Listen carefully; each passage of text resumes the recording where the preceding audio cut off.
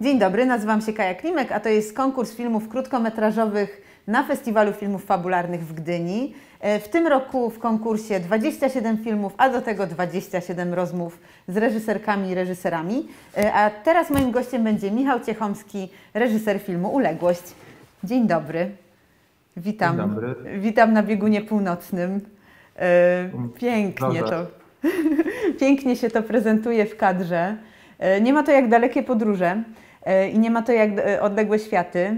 I właśnie od tego bym chciała zacząć, bo raczej się staram nie myśleć o filmach przez plansze, które widzę na samym początku, ale akurat w Twoim filmie jest tak, że one niesamowicie obydwie ustawiają sytuację, bo jedna, dla przypomnienia, to cytat z Lovecrafta, a druga to podpis "Była polska kolonia na Madagaskarze". Więc o te dwie rzeczy chciałabym Cię na samym początku zapytać, bo to są dwa potężne uderzenia sensów dla mnie osobiście jako widzki Twojego filmu i pewnie też dla Ciebie jako twórcy był to jakiś cel. Więc opowiedz trochę o tych rzeczach, które stoją za tymi dwoma planszami. Generalnie to zacznę od tej pierwszej planszy, czyli cytatu z Lovecrafta. Ja nie pamiętam tego cytatu do końca, ale to chyba polegało na tym, że żyjemy na jakiejś tam wyspie pośród mórz nieskończoności. Nie jest wcale powiedziane, czy nasza podróż tam długo potrwa, czy coś w ten deseń. Jakby wydźwięk był taki dosyć mocno przejmujący i taki ustawiający sytuację, że żyjemy może na takim stanie pewnego zagrożenia i niepewności. I to mi się bardzo podobało a propos mojego filmu i a propos Lovecrafta w ogóle, bo co do jego jakiejś tam twórczości literackiej może nie jestem szczególnym fanem, ale strasznie mi się podobał ten koncept, który on tam wytworzył, czyli takiego utajonego zagrożenia, bardzo potężnego, takiej dużej apokalipsy, która gdzieś tam czyha poprzez te morskie stwory i tak dalej. I które mogą się w każdym momencie zaktywizować i jakoś tam poczynić jakąś tam zmianę w naszym świecie. I to mi się strasznie spodobało. A dlaczego mi się to spodobało? Ponieważ jakby film powstał poprzez analizę mojego własnego snu. Snu o tym, co powiem w skrócie, bo jak to się powiada własne sny, to jest mega nudno, więc skrócę to. Zależy jakie to sny. Zależy jakie to sny, Michał. To się cieszę, bo zawsze mi się wydawało, że jak ktoś zaczyna, to opowiem ci mój sen, to ja sobie myślę, o Boże, nie. Mi się wydawało, że wszyscy tak mają, ale no dobrze, jeżeli to jest kwestia snów, to miałem zawsze złych interlokutorów sennych. Niemniej jednak, to co chciałem powiedzieć, to że właśnie miałem ten sen i ten sen polega po prostu na tym, że tam byłem w świecie, który był taki jak nasz, tylko że my byliśmy jakimś tam gatunkiem podrzędnym, a nadrzędnym były takie właśnie stwory morskie, tylko zwielokrotnione, duże, wielkie, olbrzymie. I jakby analizowałem ten sen, bo było to tak przejmujący sen. W życiu nie miałem tak przejmującego snu, chyba że jak miałem tam trochę 12 lat, czy tam miałem coś przejmującego, ale ten był taki bardzo przejmujący, ponieważ czułem się tam jakbym był nikim i to było coś interesującego dla mnie. I zacząłem się zastanawiać w ogóle, skąd ten sen się u mnie wziął. No i on się wziął, prawdopodobnie doszedłem do tego, że tam na Facebooku przed zaśnięciem zobaczyłem na komputerze zdjęcia jakichś wędkarzy, którzy mają jakieś tam ryby. No i właśnie ustawieni są z takimi rybami, no w zasadzie złowiłem tutaj mój karp 50 kilo, czy tam ileś.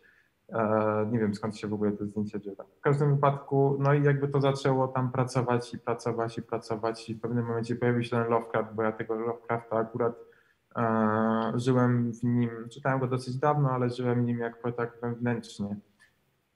I jeżeli chodzi o ten cytat, no to właśnie historia z tym cytatem jest dla mnie jakby takim jednoznacznym skondensowaniem tej myśli Lovecrafta w tym filmie, czyli że my jako ludzie no nie do końca możemy być tacy super pewni tego wszystkiego, co się zdarzy i czy nasze w ogóle poczynania na tym świecie w kwestii nie tylko jakichś tam ekologicznych, bo tam jakby głównie jest taki główny nurt odczytywania tego filmu, ale ogólnie różnych takich, może być nawet bardziej prywatnych, nie?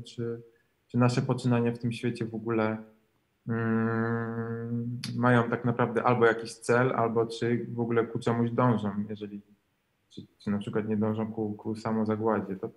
To jest taki właśnie moment, w którym albo czy na przykład nie przebudzi się coś, co natura, czy cokolwiek innego, co sprawi, że staniemy się tym gatunkiem podrzędnym, komuś uległym, albo czemuś uległym. No, a to jeżeli chodzi o kolonię w Madagaskarze, to jest jakby taka trochę zabawa, trochę dla mnie to jest na poważnie. Na poważnie, ponieważ było to dla mnie odniesienie przy kreowaniu wyspy. Bo dla mnie jakoś próbowałem znaleźć po prostu odniesienia, jak się tworzy wyspy, w sensie jak się tworzy w ogóle wyspy, kolonie tak naprawdę, żeby ten film był jakimś taki trochę namiastkę miał realności pomimo swojej nierealności. No i takim odniesieniem była akurat Kuba trochę, poprzez to, jaka ona jest. A przez to, że ta Kuba jest wyspą i ta Kuba była też jakby taką kolonią, czymś takim zdominowanym przez obce mocarstwo, no to uznałem, że może takie paralele, które są dla mnie jakoś znaczące, chciałbym umieścić też w swoim filmie. I też szukałem poprzez inne kolonie, na przykład Indie, jak one tam mniej więcej, jak to funkcjonuje, czym to się różni od normalnego państwa i tak dalej, i tak dalej. Więc to była trochę takie tworzenie referencji na zasadzie, że jakby ten film odnosi się do kolonii i jest to jakby stworzeniem jakiejś kolonii polskiej i tak dalej, hipotetycznej, plus taka zabawa trochę z naszym takim marzeniem posiadania własnej kolonii. To też w ogóle zabawne. Nie? Tak kiedyś jak byłem w Afryce czy gdzieś tam, to zastanawiałem się nad tym, co by było, gdybym pojechał gdzieś właśnie do takiej Afryki czy coś i usłyszałbym język polski. Jak bym się do tego mógł odnieść? Bym poznał jakiegoś Jurka, który po prostu mieszka w Afryce na co dzień. Nie? Dosyć abstrakcyjne myślenie, ale to jakby się wszystko tak jakby łączyło w całość, więc ten drugi zapis jest taki... Super taki to jest, bo jednak budowanie takiego świata z tak wielu różnych elementów no tutaj niesamowicie wypala. Na mnie to bardzo działa w ogóle ten film i ten równoległy jakby świat trochę, te opowieści o tym, czy wracać do Polski i właściwie cóż to tam się kryje i jeszcze ten apokaliptyczny wątek, który gdzieś tutaj się pojawia i to jest bardzo sugestywna opowieść i powiem Ci szczerze, że czasami jak oglądam krótkie filmy, rzadko się to zdarza, to sobie myślę, czemu to jest krótki film, a nie długi. I tutaj tak miałam, że myślałam sobie, chciałabym, żeby to był pełen metraż, bo chciałabym jeszcze więcej poznać historię tych osób, tego świata i w ogóle tego zagrożenia i więcej czasu tam spędzić. Także to jest dla mnie duża rzecz.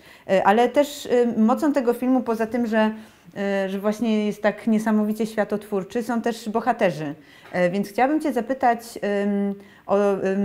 o Mirosława Haniszewskiego, bo to jest aktor, którego my zdecydowanie za rzadko widujemy na ekranie, takie mam mimo wszystko wrażenie, więc chciałabym jakby zahaczyć o niego. Czy kiedy myślałeś o postaci wędkarza Piotra, to już gdzieś Haniszewski ze swoją specyficzną jednak, ze swoim byciem, że tak powiem, na ekranie mocnym, chociaż takim właśnie niby niepozornym, był gdzieś z tyłu Twojej głowy, czy to jest efekt castingu? Jak to tutaj działało? Odniosę się trochę do tego, co mówiłaś wcześniej. Tak, też bym chciał zobaczyć ten film w długim metrażu, aczkolwiek zastanawiam się, czy w ogóle byłaby taka możliwość. Także ja napisałem w ogóle też taką długą wersję tego filmu. Piczuj. Słucham? Musisz jeździć na pitchingi i pitchować ten pomysł. Może. Ja też mam w produkcji jakiś tam też długi metraż w produkcji. No jakby no jest taki jeden kolejny film, który chciałbym zrealizować i fajnie jakby ktoś mi dał na niego pieniądze, na przykład z Państwowego Instytutu Sztuki Filmowej. Tutaj moja petycja, może nas oglądają. Więc no tak, ale to co chciałem powiedzieć, to że nie jesteś jedyna i też dużo osób to mówiło, co ty powiedziałaś, że jakby fajnie, jakby ten film był dłuższy i miał możliwość takiego dłuższego metrażu. Ja też bym tego chciał. Uważam, że ta historia jest dosyć intrygująca i ona też trochę bolączką jej jest to, że ona się nie mieściła w tym krótkim metrażu. No trochę przerosła ten krótki metraż, co byłem tego świadomy, ale tak pomysł mnie trochę za bardzo wciągnął i nie umiałem tego sobie powiedzieć, że bym sobie zostawił na później, no bo bo mi się to po prostu wydawało jakieś ważne i aktualne. A co do Mirka, no to nie. On jakby był pierwszym strzałem takim, który ja sobie wybrałem. To tak głupio brzmi, że wybrałem. No jakby to nie było na takiej zasadzie, że wybrałem, ale pomyślałem o nim jako o pierwszym i był to mój pierwszy jakiś taki kontakt i się odezwałem, bo też Maciej Pieprzyca był moim promotorem, opiekunem tego filmu. No i jakby dostałem jakąś możliwość kontaktu z nim taką dosyć bezpośrednią, wydaje mi się, nie wiem czy od Maćka czy od kogoś. No i to już poszło jakby szybko, bo Mirkowi się bardzo ten pomysł spodobał i jakby to, ja też jak po spotkaniu już nie miałem żadnych wątpliwości, bo jakby byłem pewny, że takiego Piotra to bym chciał. No to tak po prostu. Mhm. Mówiłeś wcześniej, że ten film często bywa odczytywany jako taka opowieść o charakterze ekologicznym, czy powiedzmy alarmistycznym nawet bym powiedziała, no bo jednak katastrofa klimatyczna jest faktem. Trwamy w niej już teraz. Trochę to jest taka sytuacja spod znaku żaba nawet nie wie, czy już się ugotowała, czy może jeszcze nie, prawda? Gdzieś to cały czas jesteśmy w tym procesie. No ja bardzo jakoś tym żyję i przenika mnie to na wskroś, więc oczywiście kiedy oglądałam Twój film, to sobie myślałam o tych rzeczach. Ale chciałabym Cię zapytać w odniesieniu do tego o inną rzecz. Czy Ty czujesz, że jakby te czasy, w których my żyjemy, faktycznie potrzebują jakiegoś nowego sposobu opowiadania historii? Bo ja tak myślę chociażby o ekologii. Jak o tym mówić, żeby ludzie chcieli o tym słuchać, a nie zamykali uszy, bo znowu bijemy na alarm, bo znowu jakieś statystyki, fakty, dane. Czy jest jakiś inny sposób, żeby jednak ten wątek, chociażby taki właśnie, no przytrzymam się tej ekologii na moment, właśnie przetłumaczyć bardziej na takie opowieści, które są właśnie trochę mityczne, trochę oderwane, a jednak mimo wszystko tak działają. Jak Ty na to patrzysz? Ciekawa jestem. Wiesz co, no jakby powiem, że to ciekawe pytanie. Nigdy tak nie miałem takiej rozmowy. Jeżeli chodzi o to, no ja może powiem to, co mi się wydaje, a jak jest, to sobie odłożę na później, bo nie wiem, jak jest.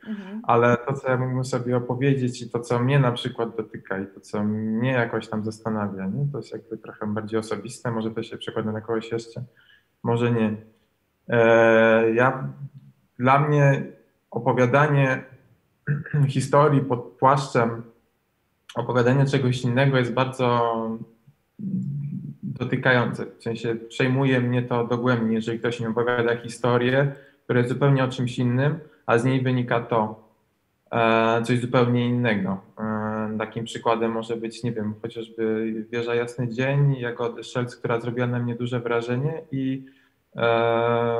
no i to był taki film, którym nie miałem takiego przekazu, którym jestem po prostu sparaliżowany jego takim propagandowym wydźwiękiem, który ja muszę coś do tego dojść. To odniósłbym się do jakiejś stacji telewizyjnej, która robi takie czasami rzeczy takie mocno wprost, ale nieważne. W każdym wypadku, że działają na mnie osobiście rzeczy, które są poukrywane gdzieś i dotykają mnie o wiele bardziej niż te, które są wypowiedziane wprost. Stąd też jakby mój film, ten krótkometrażowy, miał taką samą zasadę, że opowiem coś na zasadzie pewnej bajki, przypowieści, bo te przypowieści i bajki bardziej mnie uderzają i dużo bardziej mówią, jakby dużo bardziej do mnie trafiają. To jest jakby moje jakieś tam, nie wiem czy to jest remedium, ale jakaś taka propozycja, którą mógłbym wysunąć ja jako twórca, bo wiadomo, że jakby bezpośredniego przełożenia nie jestem szefem dużych korporacji, żeby coś tym faktem robić albo mieć jakiś bardzo duży wpływ. Niemniej jednak taki schowany podprogowy może trochę przekaz, że podprogowy to trochę za duże słowo, ale taki z jakimś przesłaniem, wydaje mi się no dosyć intrygujący i też bardzo rzadko się w polskim kinie z tym spotykam, z czego bardzo żałuję i chciałbym, żeby się zmieniło, ale znaczy to jest taki jest taki moim zdaniem trochę głos, nie wiem, czy pokoleniowy, bo tam, że to się za dużo mówi, bo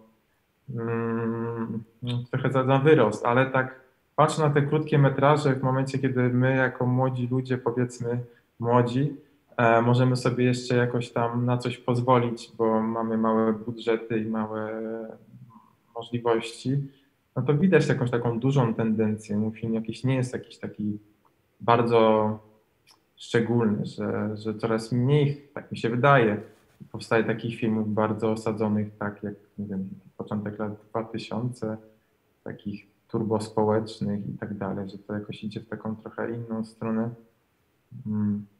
No i chciałbym, żeby tak też polskie kino szło i trochę idzie, ale tak bardzo powoli. Szkoda, że tak powoli. No, ale tylko co mogę powiedzieć. No cóż, nie każdy ma odwagę, żeby eksperymentować i inspirować się swoimi snami i rzeczami, które się czyta i które się przeżywa i które się widzi na Facebooku, a może tam jest właściwie zmieszania tych wszystkich wątków, może tam jest gdzieś nadzieja na coraz ciekawsze opowieści.